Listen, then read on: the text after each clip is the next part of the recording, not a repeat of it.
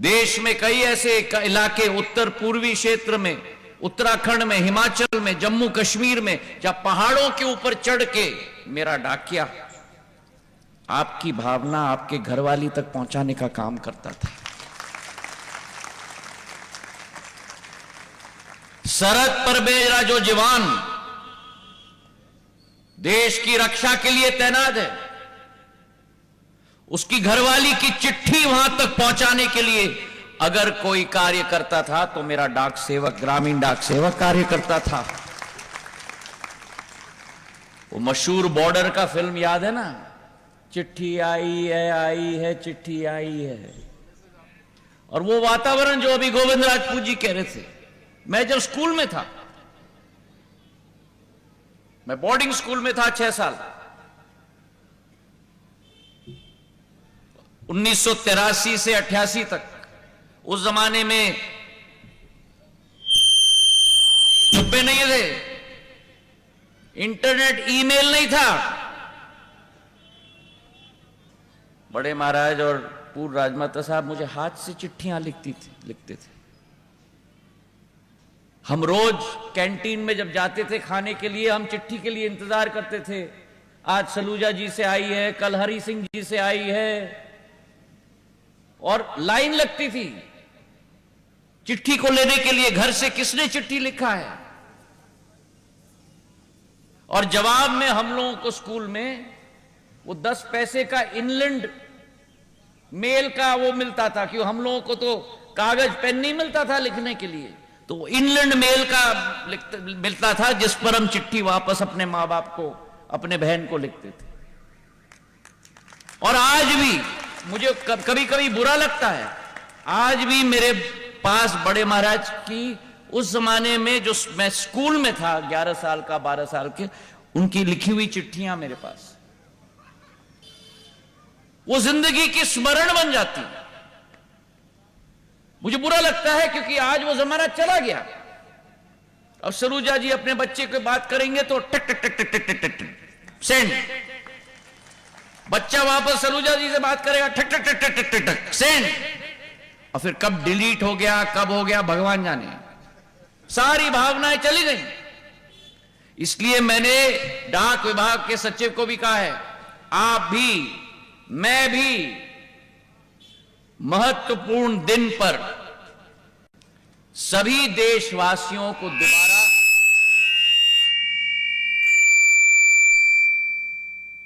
चिट्ठी लिखने की प्रेरणा हम लोग देंगे। रक्षाबंधन के दिन पर, दिवाली के दिन पर, दशहरा के दिन पर, वो अब हमारे पास टाइम ही नहीं है।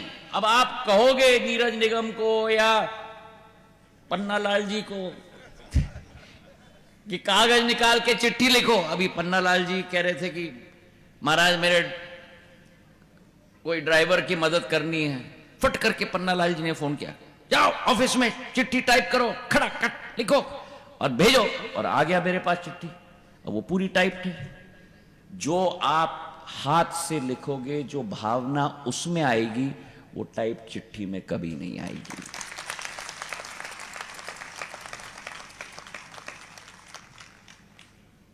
पर वो कला समाप्त हो गई। मैं तो कहता हूं उसे पूर्ण जीवित करना है। और आज हमारा डाक विभाग भी 4.5 लाख मेरे ग्रामीण डाक सेवक हैं। 1,65,000 मेरे डाक खाने हैं पूरे देश में। किसी भी निजी कंपनी या सरकारी कंपनी के पास ये डिस्ट्रीब्यूशन और मार्केटिंग सिस्टम नहीं है जो मेरे डाक विभाग के पास है। और इस डाक विभाग भी अब आधुनिक हो चुका है, क्योंकि जब चिट्ठी लिखने की प्रक्रिया खत्म हो रही है तो डाक विभाग को भी परिवर्तन करना है। और इसलिए 2008 में जब मैं मंत्री बना पहली बार, तो केवल ये पहला वो कौवे की तरह था जो गोविंद राजपूत जी समझा रहे हैं, वी, ऐसा लगता था कि कोई कौवा है। तो मैंने पीयूष पांडे जी को लाया, ओगिलवी एंड मैदर के जो सबसे बड़े एडवर्टाइजमेंट के गुरु हैं। मैंने उनको कहा कि ये आपको मेरे लिए रीडिजाइन करना है। तो निजी क्षेत्र के व्यक्ति तो सब,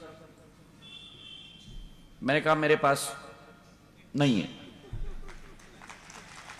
ये आप देश सेवा के लिए कर रहे हो। और आज मैं उनको सलाम करता हूं। उन्होंने कहा आप चिंता मत करो, डाक विभाग के लिए मैं कोई चार्ज के बिना मैं रीब्रांड कर दूंगा। और ये वहां से जन्म हुआ। पूरे डाक खाने का लुक एंड फील हमने बदल दिया। ये जो साइन बोर्ड्स आप देख रहे हो, डिजाइन कलर की स्कीम देख रहे हो, अंदर बैठने के डेस्क देख रहे हो, 2008 के बाद आज तक कुछ नहीं बदला है। वो ये है जो मैंने डिजाइन करके छोड़ा था 16 साल पहले, पर उत्तम है। मैंने टेबल डिजाइन किया, कुर्सी डिजाइन किया। अभी वो जो दो मेरी बुजुर्ग महिलाएं बैठी थी वो बेंच के ऊपर, वो स्टील का बेंच मैंने छेद के साथ डिजाइन किया। थोड़ा वेंटिलेशन भी आना चाहिए जब बैठेंगे।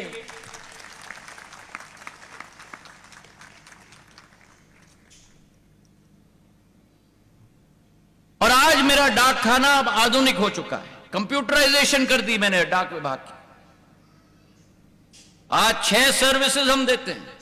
केवल डाकिया चिट्ठी नहीं देता, वो वॉकिंग टॉकिंग सेल्समैन बन गया है। मनरेगा की राशि भी देनी है, उसके हाथ में hand held mobile payment system है। राशि चाहिए तो आपके अकाउंट से पैसा निकाल के आपको देगा मोबाइल हैंड हेल्ड सिस्टम के द्वारा। वो आधुनिक, मेरा आधुनिक व्यक्ति बन गया है देश का। और उस जमाने में डाकिये के बारे में कोई नहीं सोचता था। मुझे तो आश्चर्य हुआ, डाकिये के पास जूता चप्पल का अलाउंस नहीं था, छाता का अलाउंस नहीं था, स्टेशनरी का अलाउंस नहीं था। सारे अलाउंसेस मैंने विभाग के द्वारा दिलवाए। डाकिये का बच्चा केंद्र विद्यालय में प्रवेश नहीं कर सकता था। क्यों? क्योंकि वो गैर सरकारी आदमी है। उस जमाने तत्कालीन मानव संसाधन मंत्री अर्जुन सिंह जी के पास गया, मैंने भीख मांगा कि मेरे 4.5 लाख डाकिये, उनके बच्चों को उज्जवल बनाइए। और मैं आज उनको धन्यवाद देना चाहता हूं। आज मेरा डाकिया का बच्चा केंद्र विद्यालय में प्रवेश ले सकता है। उत्साहवर्धन हुई और परिवर्तन आया। मेरे डाकियों में दक्षता आई, मेरे डाकियों में परिणाम देने के लिए एक भावना आई, नवाचार की भावना आई, और रिजल्ट हमने दिया। और आज भी मेरा डाक विभाग, मैं मानता हूं, सबसे बेहतरीन विभाग है भारत सरकार का। और गोविंद राजपूत जी और आपको भी मैं विश्वास दिलाना चाहता हूं कि आज भी कैबिनेट मंत्री के रूप में टेलीकॉम मंत्रालय और मेरे डाक मंत्रालय के बीच में आप सारे मेरे ऑफिसर से पूछ लीजिए, मैं ज्यादा टाइम मैं अपने डाक विभाग को देता हूं। पूरा परिवर्तन हम ला रहे हैं बिजनेस मॉडल में। मेरे डाक विभाग के ऑफिसर्स को मैंने विदेश भेज दिए। ये बात कर रहे थे बड़े महाराज ने इनको जापान भेजा, मैंने अपने डाक विभाग के ऑफिसर्स को इंग्लैंड भेज दिया, जर्मनी भेज दिया, जापान भेज दिया। जाके देखो उनके डाक सिस्टम कैसे हैं। हमें क्या करना है? परिवर्तन हमें लाना है। साधारण तौर पर मंत्री जाता है दौरे पे, मैंने अपने सैनिकों को भेजा है दौरे पे, और क्या आइडिया लेके आए हैं। और सीपीएम जी साहब को मैं, विनीत माथुर जी को कहना चाहता हूं, दालमिया जी को कहना चाहता हूं, आप विश्वास रखो, हमारे ऑफिसर्स और आप मिलकर इस डाक विभाग को हम 5 साल के अंदर पूरा परिवर्तित करके प्रॉफिट मेकिंग सेंटर हम लोग बनाएंगे। और ये उसी का भाग है। सरकारी सेवाएं मेरे डाक विभाग के एक एक कर्मचारी देता है। ये तो एक उदाहरण है। प्रधानमंत्री सूर्य घर बिजली योजना के सारे उपभोक्ताओं का पंजीकरण हमने किया है।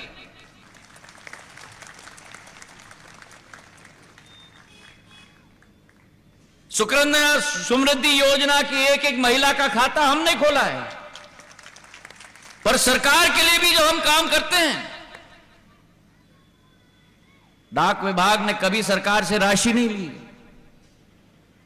मैंने कहा है जो आपका खर्चा लगता है वो राशि हमको लेना है सरकार से भी,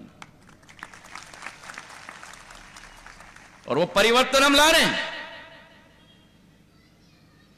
और आज गुना में इतना सुंदर इमारत पासपोर्ट सेवा केंद्र मेरे डाक विभाग ने खोला है। दर्शक गृह में बैठे हुए मेरे सभी परिवार के सदस्यों को मैं निवेदन करूंगा, एक राउंड लेना। इतना सुंदर ऑफिस और इतना सुंदर बिल्डिंग बना है, मेरे डाक विभाग के लोगों को मैं बधाई देना चाहता हूं। और आज मेरा डाक विभाग पोस्टल लाइफ इंश्योरेंस की प्रोडक्ट्स बेचता है, पोस्टल सेविंग्स बैंक की प्रोडक्ट्स बेचता है, कॉमन सर्विस सेंटर के ये सब कार्य हम करते हैं, पार्सल हम बेचते हैं, मेल हम करते हैं, इंटरनेशनल सर्विस करते हैं, Indian payment post payments bank जैसे दूसरे पोस्ट पेमेंट्स बैंक की बात हमने सुनी है, वैसा हमारा सरकारी पोस्ट पेमेंट बैंक है। 9.5 करोड़ हमारे उपभोक्ता हैं और हजारों करोड़ की डिपॉजिट हमारे यहां आ गई।